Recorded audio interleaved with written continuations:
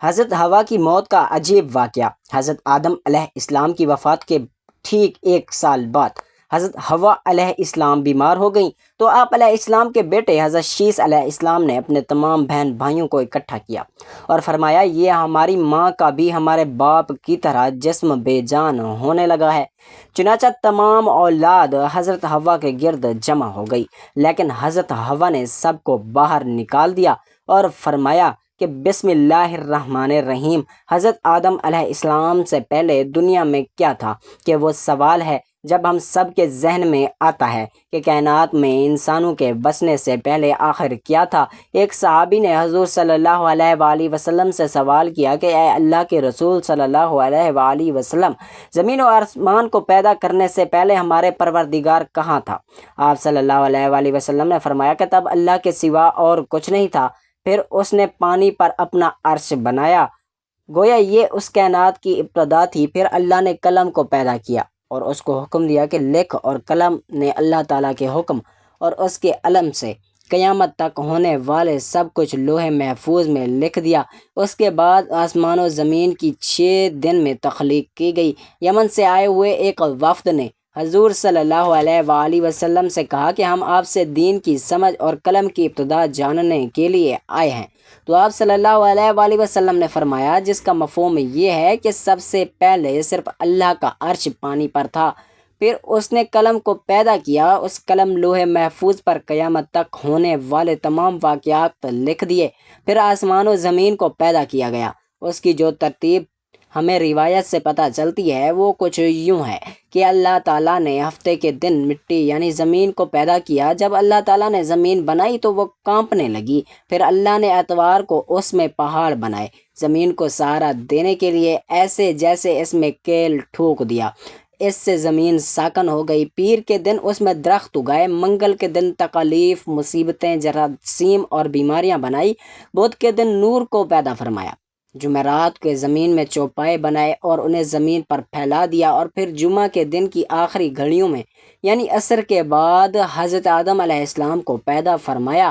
گویا اللہ تعالیٰ نے انسان کی پیدائش سے پہلے اس کی آسائشوں کے لیے زمین اور اس پر ضرورت کی تمام اشیاء پیدا فرما دی، یعنی مخلوق کی ابتدا میں آخری نمبر پر انسان کو پیدا کیا گیا، اور نسل انسان میں سب سے پہلی تخلیق حضرت آدم علیہ السلام کی تھی، اور وہ تمام انسانوں کے باپ ہیں۔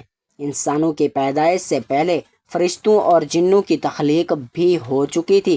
فرشتے اللہ تعالیٰ کی وہ مخلوق ہیں جن کا اصل ٹھکانہ آسمان ہے، اور وہ زمین والوں کے لیے استغفار کرتے ہیں۔ فرشتوں کو نور سے پیدا کیا گیا، جبکہ جنوں کی پیدائش آگ سے کی گئی، اور انسانوں کی تخلیق مٹی سے ہوئی۔ ابلیس جو کہ شیطان تھا وہ بھی فرشتوں میں سے نہیں بلکہ جنوں میں سے تھا، اور اس کی تخلیق بھی آگ سے کی گئی۔ کچھ روایات سے پتہ چلتا ہے کہ آدم علیہ السلام سے 2000 سال پہلے جنات پیدا کیے گئے، اور جب وہ فتنہ فساد میں حد سے آگے بڑھ گئے تو اللہ تعالیٰ نے ان کی طرف فرشتوں کو ایک لشکر بھیجا، ان میں خوب معرکہ آرائی ہوئی، اور اس میں سے فرشتوں نے جنوں کو تہس نہس کر دیا، اور وہ سمندروں کے جزیروں میں پناہ لینے پر مجبور ہو گئے، اور آج تک ان کے رہنے کی جگہ یہی جزیرے ہیں۔ ابلیس یعنی شیطان جو کہ جنات کا سردار ہے، اس کا ایک تخت ہے، وہ تخت پانی پر ہے۔ ابلیس کا اصل نام عزازیل تھا، اور اس کی نافرمانی کے بعد اسے ابلیس کا نام دیا گیا۔ ابلیس کا وہ تخت حقیقتاً کس جگہ پر ہے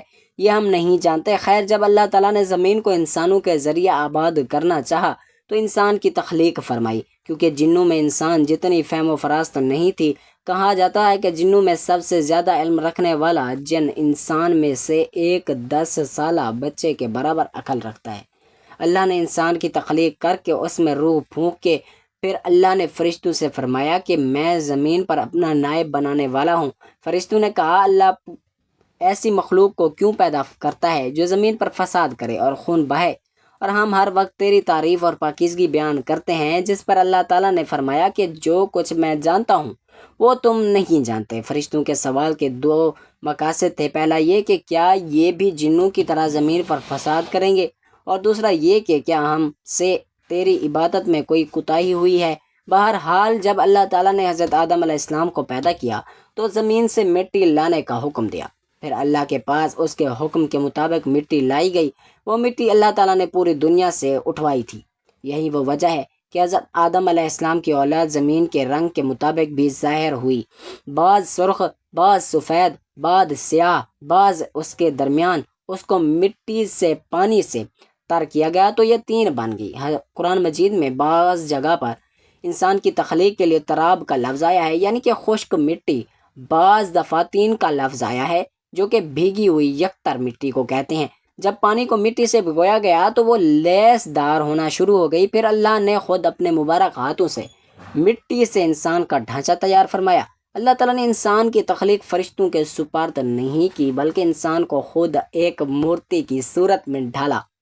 اس کے بعد ایک مقررہ مدت تک اس کو چھوڑے رکھا، یہاں تک کہ وہ گیلی مٹی خشک ہو گئی اور اس کا رنگ سیاہ ہو گیا، اس میں سے بدبو آنے لگی۔ پھر وہ خشک ہو کے کھنکھناتی مٹی بن گئی، آخر میں آگ پر پکی ہوئی مٹی کی صورت اختیار کر گئی، جسے قرآن پاک میں فخار کہا گیا ہے۔ اس مٹی کے لیے اور بھی کچھ الفاظ قرآن مجید میں ملتے ہیں، مثلا ہمایوں یعنی سیاہ مٹی، مسنون یعنی بدبودار مٹی، سلسال یعنی کھنکھنا کر بولنے والی مٹی۔ تخلیق آدم اللہ تعالیٰ کا ایک کرشمہ ہے۔ انسانوں کو ایک بہترین شکل عطا کی گئی۔ اس وقت انسان کا قد بہت لمبا تھا اور ان کے بعد آنے والے لوگوں کے قد گھٹتے چلے گئے۔ انسانوں میں سب سے لمبا قد حضرت آدم علیہ السلام کا تھا۔ ایک روایت میں حضرت آدم علیہ السلام کا قد 60 ہاتھ بیان کیا گیا ہے۔ بہرحال جب اللہ تعالیٰ نے انسان کا ڈھانچہ بنا کر اسے خشک ہونے کے لیے ایک مقررہ مدت تک چھوڑے رکھا تو ابلیس یعنی شیطان اس کے ارد گرد چکر کاٹنے لگا۔ وہ اس ڈھانچے کو ٹھوکر مارتا تو اس میں سے ایسی آواز جیسے خالی مٹی کے مٹکے سے آتی ہے، اور اس نے دیکھا کہ یہ ڈھانچہ پیٹ والا ہے، تو وہ سمجھ گیا کہ یہ مخلوق اپنے آپ پر قابو نہیں رکھ پائے گی۔ حضرت آدم علیہ السلام میں روح ڈالنے سے پہلے فرشتوں کا گزر اس ڈھانچے کے پاس سے ہوا تو وہ گھبرا گئے، اور ابلیس نے ڈھانچے کے آس پاس سے گزرتا تو ٹھوکر مار کر کہتا، تجھے کسی خاص مقصد کے لیے پیدا کیا گیا ہے۔ یہ کہہ کر وہ اس کے منہ کے راستے میں داخل ہو جاتا اور کمر کے راستے سے باہر آ جاتا، اور پھر اس نے فرشتوں سے کہا کہ اس سے گھبرانے کی کوئی ضرورت نہیں ہے، اگر مجھے اس پر مسلط کیا گیا تو میں اسے ہلاکت میں ڈال دوں گا، اور اگر اسے مجھ پر مسلط کیا گیا تو میں یقیناً اس کی نافرمانی کروں گا۔ یعنی ابھی حضرت آدم علیہ السلام میں اللہ تعالیٰ نے روح بھی نہیں پھونکی تھی، تب سے ابلیس انسان سے عداوت اور دشمنی واضح تھی۔ پھر اللہ تعالیٰ نے حضرت آدم علیہ السلام میں اپنی روح پھونکی۔ جیسے ہی روح مجسمے میں سر کی طرف سے داخل کی گئی تو حضرت آدم علیہ السلام کو چھینک آ گئی۔ حضرت آدم علیہ السلام سے کہا کہ الحمدللہ، کہ یہ انہوں نے کہہ دیا۔ اللہ تعالیٰ کی اس تعریف کے جواب میں اللہ تعالیٰ نے فرمایا کہ تجھ پر تیرا رب رحم فرمائے۔ جب روح ان کی آنکھوں میں داخل ہوئی، ان کی آنکھوں نے جنت کے پھلوں کو دیکھا تو غور و فکر کرنے لگے۔ پھر روح پیٹ میں داخل ہوئی تو کھانے کی طلب ہوئی، یعنی روح ابھی ٹانگوں تک نہیں پہنچی تھی اور کھانے کی خواہش محسوس ہونے لگی۔ جب حضرت آدم علیہ السلام میں روح پھونک دی گئی تو اللہ تعالیٰ نے ان کی پشت مبارک پر ہاتھ پھیرا، جس سے قیامت تک کی آنے والی تمام انسان باہر آ گئے۔ حضرت آدم علیہ السلام کی تمام اولاد ان کے سامنے ظاہر ہو گئی۔ یہ بات قرآن و حدیث سے بھی واضح ہے۔ پھر اللہ نے اولاد آدم سے انہی کے بارے میں اقرار لیا کہ کیا میں تمہارا رب نہیں؟ تو تم انسانوں نے جواب دیا کہ ہم اقرار کرتے ہیں کہ تو ہی ہمارا رب ہے۔ اللہ تعالیٰ نے حضرت آدم علیہ السلام میں اپنی روح پھونک کر فرشتوں اور جنون سے انسان کو سجدہ کرنے کا حکم دیا۔ ابلیس کے علاوہ سب نے حضرت آدم علیہ السلام کو سجدہ کیا۔ اللہ تعالیٰ نے بھی ان سے پوچھا کہ تجھے کس چیز نے سجدے سے روک دیا؟ تو اس نے جواب دیا کہ تو نے مجھے آگ سے پیدا کیا اور اسے مٹی سے، گویا میں اس سے بہتر ہوں۔ اللہ نے اس کی سرکشی پر اسے سزا دیتے ہوئے فرمایا، اس جنت سے اتر جا، تجھے کوئی حق حاصل نہیں جنت میں رہ کر تو تکبر کرے۔ ابلیس نے جواب میں کہا کہ مجھے قیامت تک مہلت دے دیجیے، یعنی کہ اتنی لمبی عمر دے دیجیے کہ قیامت تک مجھے موت نہ آئے، جبکہ تم انسانوں کو دوبارہ زندہ کیا جائے گا۔ اللہ تعالیٰ نے فرمایا کہ تجھے ایک وقت مقرر تک مہلت دی گئی ہے، پھر ابلیس نے کہا کہ میں قسم کھاتا ہوں کہ میں انسانوں کی گمراہی کے لیے تیرے سیدھے راستے پر بیٹھ جاؤں گا، پھر میں ان کے آگے سے، پیچھے سے، دائیں سے، بائیں سے ان کے پاس آؤں گا، اور تو انہیں شکر گزار ہرگز نہیں پائے گا سوائے ان کے جو تیرے مخلص بندے ہوں گے، اور وہ میرے بہکاوے میں نہیں آئیں گے۔ اللہ نے اسے ذلیل و خوار کر کے وہاں سے نکال دیا اور فرمایا کہ میں ان میں سے جو شخص بھی تیرا حکم مانے گا، میں اسے تمام لوگوں سے جہنم کو بھر دوں گا، اور میرے بندوں پر تیرا کوئی غلبہ نہیں ہوگا۔ اس طرح یہ واضح ہوا کہ سب سے پہلا گناہ تکبر تھا، اس لیے علماء کرام کے مطابق تمام گناہوں کی جڑ تکبر ہے۔ اللہ نے حضرت آدم علیہ السلام کو جاہل نہیں بلکہ علم والا پیدا کیا تھا۔ جب اللہ نے حضرت آدم علیہ السلام میں مکمل روح ڈال دی تو وہ اپنے پیروں پر کھڑے ہو گئے، تو اللہ نے انہیں حکم دیا کہ جاؤ فرشتوں کی جماعت کو السلام علیکم کہو۔ حضرت آدم علیہ السلام کے سلام کے جواب میں انہوں نے وعلیکم السلام ورحمۃ اللہ کہا۔ اللہ تعالیٰ نے فرمایا کہ یہ تیرا اور تیری اولاد کا آپس میں ایک دوسرے کو تحفہ ہے اور ہدیہ ہے۔ اللہ تعالیٰ نے حضرت آدم علیہ السلام کو ابتدا ہی میں تمام نام سکھا دیے۔ وہ اللہ تعالیٰ کے حکم سے آسمان اور زمین کی ہر چیز کا نام اور ان کا استعمال جانتے تھے۔ اللہ تعالیٰ نے ان تمام چیزوں کا نام جب فرشتوں سے پوچھا تو وہ ان چیزوں کے نام نہیں جانتے تھے۔ حضرت آدم علیہ السلام نے ان تمام چیزوں کے نام بتائے۔ تب اللہ تعالیٰ نے ان فرشتوں سے فرمایا کہ کیا میں نے تمہیں نہیں کہا تھا کہ میں وہ جانتا ہوں جو تم نہیں جانتے؟ پھر ایک روز جب حضرت آدم علیہ السلام سو رہے تھے تو اللہ تعالیٰ نے ان کی بائیں پسلی سے حضرت حوا علیہ السلام کو پیدا فرمایا اور انہیں حضرت آدم علیہ السلام کا ہم سفر بنایا۔ جب حضرت آدم علیہ السلام بیدار ہوئے تو انہوں نے حضرت حوا علیہ السلام کو پاس بیٹھے دیکھا۔ انہوں نے پوچھا کہ تم کون ہو؟ انہوں نے جواب دیا کہ میں عورت ہوں۔ حضرت حوا علیہ السلام کی قیامت تک آنے والی تمام عورتوں میں سب سے زیادہ خوبصورت تھیں۔ حضرت آدم علیہ السلام اور حضرت حوا علیہ السلام دونوں جنت میں رہتے تھے۔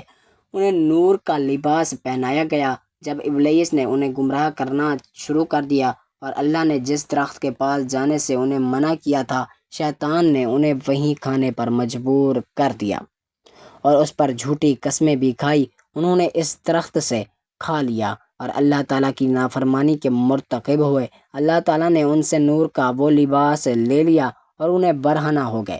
ان سے اس درخت کے پتوں سے اپنے آپ کو ڈھانپنے لگے، لیکن اس گناہ کے بعد غرور و تکبر کی جگہ وہ اللہ تعالیٰ سے معافی مانگنے لگے اور اس کی مغفرت کے طلبگار ہوئے۔ اس سے یہ بتایا گیا کہ گناہ انسان کی فطرت کا حصہ ہے کیونکہ وہ فرشتوں کی طرح معصوم نہیں ہے۔ پھر اللہ تعالیٰ نے انہیں جنت سے نہیں نکل جانے کا حکم دیا اور فرمایا کہ تم زمین پر رہو اور تم ایک دوسرے کے دشمن ہو۔ پھر وہ دونوں زمین پر اترے اور انہی کے ساتھ ابلیس بھی زمین پر اترا۔ حضرت آدم اور حضرت حوا علیہ السلام نے اپنے رب سے معافی کے کلمات سیکھے۔ ایک روایت کے مطابق حضرت آدم علیہ السلام کو کوہ ہند میں جبکہ حضرت حوا علیہ السلام کو جدہ میں اتارا گیا۔ پھر وہ ایک دوسرے کو ڈھونڈنے لگے اور آخر کار میدان عرفات میں ان کی ملاقات ہوئی۔ حضرت حوا علیہ السلام نے 20 ولادتوں میں 40 بچوں کو جنم دیا۔ ولادت میں ایک لڑکا اور ایک لڑکی پیدا ہوتی تھی۔ سب سے پہلا جوڑا قابیل اور اس کی بہن کمین کا تھا۔ اس طرح زمین پر نسل انسان کی افزائش شروع ہو گئی۔ حضرت عبداللہ بن عباس رضی اللہ تعالیٰ عنہ نے ارشاد فرمایا، بے شک اللہ پاک نے آدم کو جمعہ کے دن عصر کے بعد پیدا فرمایا اور آپ کو ظاہری زمین کی ایک مٹھی مٹی سے پیدا فرمایا، اس لیے آپ کو آدم کہتے ہیں، اور آپ کی اولاد کو آدمی یعنی آدم والی کہا جاتا ہے۔ حضرت آدم علیہ السلام کا مبارک خمیر جس مٹی سے تیار ہوا اس سے بچ جانے والی مٹی شریف سے کھجور کا درخت بنایا گیا، جیسا کہ حضرت مولا علی رضی اللہ تعالیٰ عنہ بیان کرتے ہیں کہ حضور اکرم صلی اللہ علیہ وآلہ وسلم نے ارشاد فرمایا کہ کھجور کا احترام کرو کیونکہ یہ تمہارے والد حضرت آدم علیہ السلام کی بچی ہوئی مٹی سے پیدا کی گئی ہے۔ اللہ پاک نے حضرت آدم علیہ السلام کو بغیر ماں باپ کی مٹی سے پیدا کیا۔ فرمایا اللہ پاک نے حضرت آدم علیہ السلام سے حضرت بی بی حوا کو پیدا فرمایا۔ حضرت آدم علیہ السلام نے ان کی طرف سے دست محبت بڑھانے کا ارادہ کیا تو فرشتوں نے عرض کی، اے آدم ٹھہر جائیں، پہلے ان کا مہر ادا کریں۔ آپ علیہ السلام نے فرمایا ان کا مہر کیا ہے؟ فرشتوں نے عرض کی ان کا مہر یہ ہے کہ یہ ہمارے سردار حضرت محمد مصطفیٰ صلی اللہ علیہ وآلہ وسلم پر 3 یا 10 مرتبہ درود پاک پڑھیں۔ چنانچہ آپ علیہ السلام نے درود پڑھا اور فرشتوں کی گواہی سے آپ کا حضرت بیوی ہوا سے نکاح ہو گیا۔ اس سے معلوم ہوا کہ نبی پاک صلی اللہ علیہ وآلہ وسلم پر موجود چیز کے لیے وسیلہ ہے، یہاں تک کہ اپنے والد حضرت آدم علیہ السلام کا بھی وسیلہ ہے۔ حضرت آدم علیہ السلام نے 960 برس کی زندگی پائی، جبکہ آدم علیہ السلام کی زندگی 1000 سال کی تھی، کیونکہ جب آدم علیہ السلام جنت میں تھے تو اللہ تعالیٰ نے حضرت آدم کو ان کی تمام اولاد جن کو نبوت ملنی تھی، ان کی شخصیت، ان کی عمر حضرت آدم علیہ السلام کے سامنے واضح کر دی۔ آپ نے جب حضرت داؤد علیہ السلام کی عمر کو 60 سال تک دیکھا تو اللہ سے کہنے لگے، اے اللہ پاک، میری عمر کے 40 سال میرے پوتے داؤد کو دے دو۔ تو یوں آپ کی دعا قبول ہو گئی۔ اللہ نے آدم علیہ السلام کو 2 فرزند عطا کیے، حابیل اور قابیل، لیکن شیطان کے وسوسوں کی وجہ سے جب قابیل کے ہاتھوں حابیل قتل ہوئے تو حضرت آدم علیہ السلام اندر سے ٹوٹ گئے اور بار بار اللہ کے دربار میں دعا مانگنے لگے۔ ایک دن حضرت جبرائیل علیہ السلام حضرت آدم علیہ السلام کے پاس آئے اور فرمایا، اے آدم، اللہ تمہیں ایسا بیٹا دینے والے ہیں جس کی نسب سے انبیاء اور اولیاء زمین تک پہنچیں گے۔ اس کا نام ہے شیس رکھنا۔ شیس کا مطلب ہے اللہ کا عطا کیا گیا تحفہ، اور یوں اللہ نے آدم کی نسل کو زمین پہ بھیجا۔ جب حضرت آدم علیہ السلام کا آخری وقت آیا تو آپ نے اپنے بیٹوں سے کہا کہ میرا دل کرتا ہے کہ میں جنت کا پھل کھاؤں۔ آپ کے بیٹے زمین پر جنت کے پھل ڈھونڈنے لگے۔ اچانک سے ان کو فرشتے ملے اور کہنے لگے، اے بنی آدم، کہاں جا رہے ہو؟ انہوں نے کہا، ہم اپنے بابا کے لیے جنت کا پھل ڈھونڈنے رہے ہیں۔ ان فرشتوں نے کہا، جاؤ، تمہارے بابا چند دنوں کے مہمان ہیں۔ تمام فرزند دوڑتے ہوئے آپ کے پاس پہنچے۔ آپ بستر بیماری پر اللہ کا ذکر فرما رہے تھے۔ بس اتنے میں موت کا فرشتہ ان پر پہنچا۔ جیسے ہی حضرت حوا نے موت کا فرشتہ دیکھا تو حضرت آدم سے لپٹ گئیں۔ حضرت آدم علیہ السلام نے فرمایا، اے حوا، مجھ سے دور ہٹ جائیں، ایک مرتبہ پہلے ہی آپ کی وجہ سے جنت سے نکالا گیا ہوں، آج اللہ اور ان کے فرشتوں کے درمیان حائل نہ ہوں۔ پھر آپ ان فرشتوں سے مخاطب ہو کر کہنے لگے، اے فرشتہ موت، کیا بھول تو نہیں ہو گئی؟ میں نے اللہ سے سنا تھا کہ میری عمر 1000 سال کی ہے، ابھی تو مجھے 960 برس ہوئے ہیں۔ ملک الموت نے کہا کہ اے اللہ کے نبی، آپ نے خود ہی فرمایا تھا کہ آپ کی عمر کے 40 سال آپ کے پوتے حضرت داؤد علیہ السلام کو دے دیے جائیں۔ حضرت آدم علیہ السلام کی روح قبض کی گئی، آپ کو غسل فرشتوں نے دیا اور جنت کی خوشبو آپ کے جسم مبارک کو لگائی گئی۔ پھر آپ کی نماز جنازہ فرشتوں نے حضرت جبرائیل علیہ السلام کے پیچھے ادا کی۔ زمین کھود کر آپ کی تدفین ہوئی اور تمام انسانوں کے نزدیک اللہ کا یہ حکم نافذ ہوا کہ جب بھی کسی کا انتقال ہو اس کے جسم کو ایسے ہی تدفین کرنا۔ آج بھی ان فرشتوں کی سنت پر اہل ایمان عمل کر کے اپنے بزرگوں کی تدفین کرتے ہیں۔ جب حضرت آدم علیہ السلام کی روح قبض کرنے کے لیے فرشتے پہنچے تو آپ کے بیٹے، جس کو آپ نے اپنا جانشین بنایا تھا، حضرت شیس علیہ السلام سے کہنے لگے، اے میرے جانشین، میں نے اللہ سے سنا تھا ان قریب اس زمین پر ایک طوفان آئے گا، اگر تم اس وقت تک موجود رہو تو میرے جسم کو اس کشتی میں سوار کرنا جو نجات کا وسیلہ ہے۔ اگر تم اس وقت تک زندہ نہ رہو تو اپنی اولاد کو وصیت کرنا کہ میرے جسم کو کشتی میں سوار کریں۔ تاریخ میں لکھا ہے کہ جب طوفان نوح آیا تو حضرت نوح علیہ السلام نے اپنی کشتی میں حضرت آدم علیہ السلام اور حضرت حوا کے جسم مبارک کو سوار کیا اور بیت المقدس عراق میں اس جگہ تدفین کی جہاں انہوں نے اپنی قبر بنائی۔ آدم علیہ السلام کی وفات کے ٹھیک 1 سال بعد حضرت حوا علیہ السلام بیمار ہو گئیں تو آپ علیہ السلام کے بیٹے حضرت شیس علیہ السلام نے اپنے تمام بہن بھائیوں کو اکٹھا کیا اور فرمایا کہ ہماری ماں کا بھی ہمارے باپ کی طرح جسم بے جان ہونے لگا ہے۔ چنانچہ تمام اولاد حضرت حوا کے گرد جمع ہو گئی، لیکن حضرت حوا نے سب کو باہر نکال دیا اور فرمایا کہ ابھی باہر جاؤ، مجھے فرشتوں سے ملنے دو، جب وہ میری روح پرواز کر جائے تو اندر آ جانا۔